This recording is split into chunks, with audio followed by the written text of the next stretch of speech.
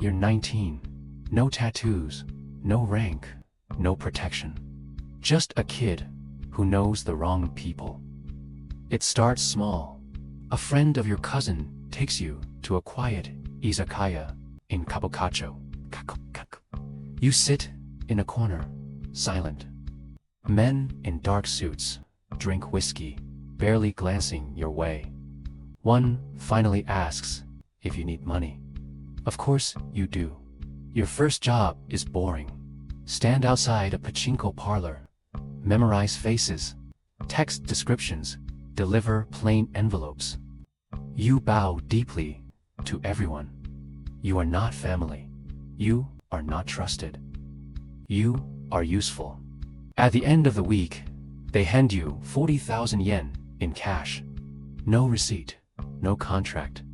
The second week, it changes. A debtor hasn't paid. They tell you to come along. Just watch. The man cries before anyone touches him. The captain smiles politely. A soldier presses the man's hand on the table, breaks 2 fingers with a hammer. No shouting, just business. You don't flinch. That's the test. Afterward, they give you another envelope. You're starting to understand. Money flows up, orders flow down. Everyone answers to someone. You tell yourself, this is temporary. They call more often. One night, the captain says quietly, if you embarrass us, you disappear. He doesn't raise his voice. He doesn't need to. You don't ask to join. They decide. It happens in a quiet room, above a restaurant. Tatami floors, low table, sake bottles lined up. The Oyabun sits across from you. You kneel. You pour for him. He pours for you. His cup is larger. Father and son. You drink. You belong. Yokun, a child of the family. That means protection.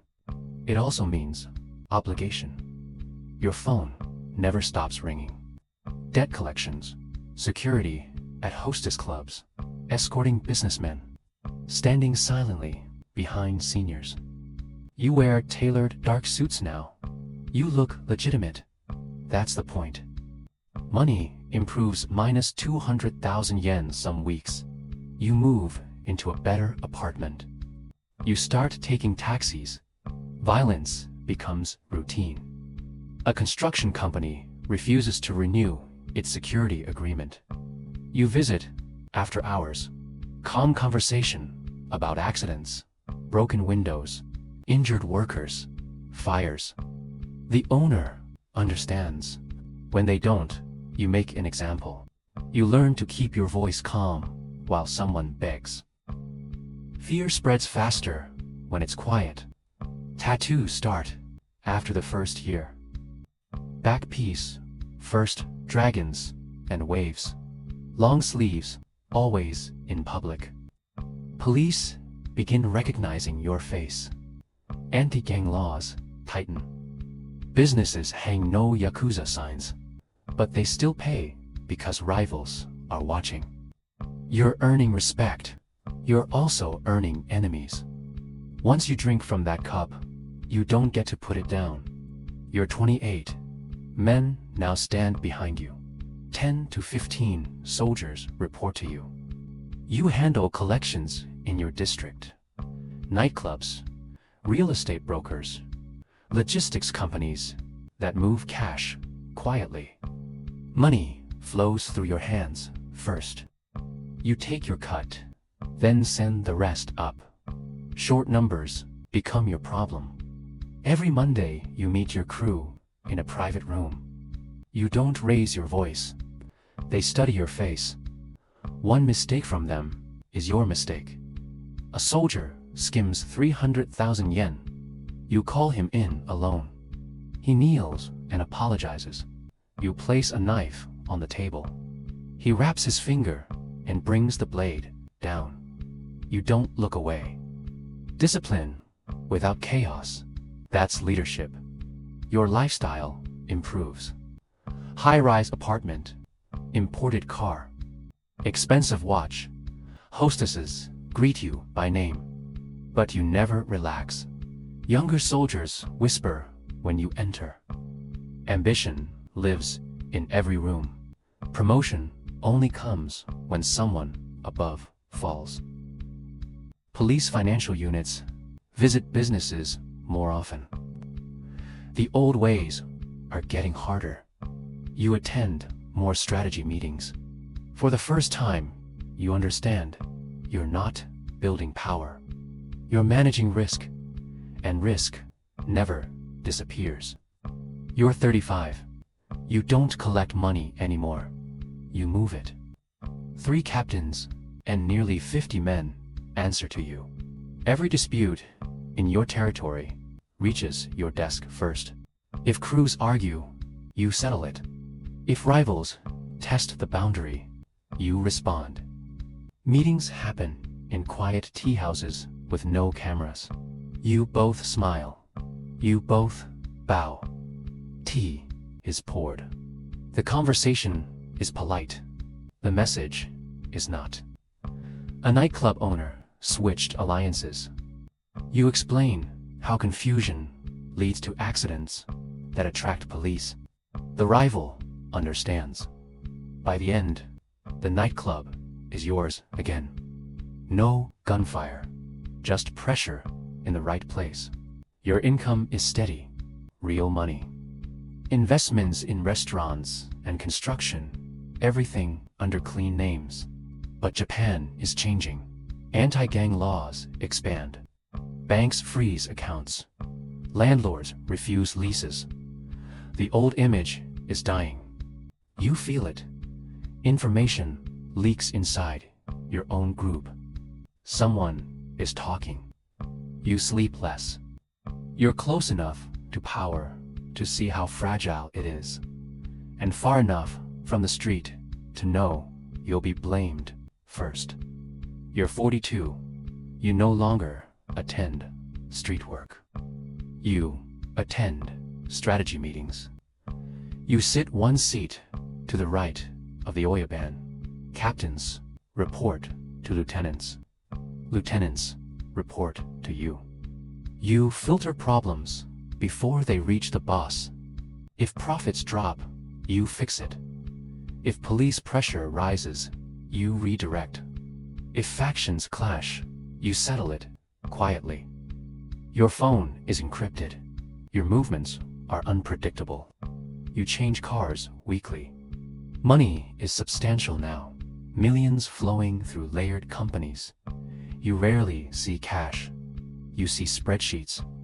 You meet lawyers more than soldiers. Asset seizure laws keep expanding. The government can suffocate you financially. Some longtime partners quietly withdraw. They say they have families to think about. Fear is shifting. It used to belong to you. Now it belongs to the public image of you. Inside the family, loyalty feels thinner. Younger members care more about profit than ritual. Tradition is becoming inconvenient. You advise the Oyabun to reduce exposure. He listens, but the structure is contracting. When organizations shrink, men look for someone to blame. You're close enough to power to taste it, and close enough to the top to know that if the boss falls, you inherit the war. You're 50. You sit at the head. The room changes when you enter. Conversations stop. Men straighten. No one speaks until you do. Hundreds operate under your name. Money flows upward through many layers. 2 accounts only you control. Businesses across prefectures still quietly answer to you. You appear rarely. New Year gatherings, funerals. When you walk in, men bow low. Sake is poured. Loyalty is reaffirmed. You speak a few quiet sentences. That's enough. Your residence is secure. Your cars are registered 3 layers removed. Your phone is never carried by the same person. Power is real. So is isolation. You no longer visit old neighborhoods, too exposed. Even meetings happen through intermediaries. Distance protects you, but it empties your world. You notice the changes more than anyone. Younger members don't kneel as deeply. They talk about revenue, not loyalty. They see the family as a business, not a lineage. Police pressure never stops. Banks refuse accounts. You review reports late into the night. You order quiet investigations. Some end with dismissals. Others end elsewhere. You attend the funerals and speak of loyalty. No one questions you. You hold everything. You trust no one. And you know what every boss before you learned too late. Power doesn't end in retirement. It ends when someone decides you've had it long enough. You're 53. It doesn't happen during war. It happens on an ordinary day. If it's arrest, it comes at dawn. Doors splinter, commands shouted, floor cold against your cheek, cameras flash, charges already prepared, financial crimes, conspiracy. Your empire fits into evidence boxes. If it's assassination, it's quieter. Underground parking. A familiar face steps too close. Coup. 2 shots to the ribs. Professional. Efficient. Either way, the outcome is the same. Your suits become prison uniform or funeral silk. Your name fills newspapers for a week. Commentators call it the end of an era. In a cell, the silence is heavier than power ever was. Concrete walls, fluorescent lights, measured steps. No phones, no ceremonies, just time. And the understanding that everything you built kept running the moment you were removed. You're 34. You once knelt across a sake cup. Now men kneel across from you. The transition was fast. The old boss removed.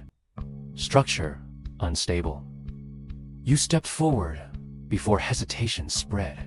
You're younger than expected. You restructure immediately. Smaller crews, digital channels, less visible presence. You keep symbols that matter. You discard what creates risk. Profits stabilize quickly. Older members watch carefully. You speak of survival and enforcement ratios, not loyalty. But the core remains. Money flows up, orders flow down. Fear moves faster than respect. At ceremonies, men still kneel. Cups still pass. Oaths still spoken quietly. Across the room, a new young associate watches silently, broke, learning through observation. You recognize the look. You once had it. Tattoos fade. Names change. Methods evolve. The system doesn't.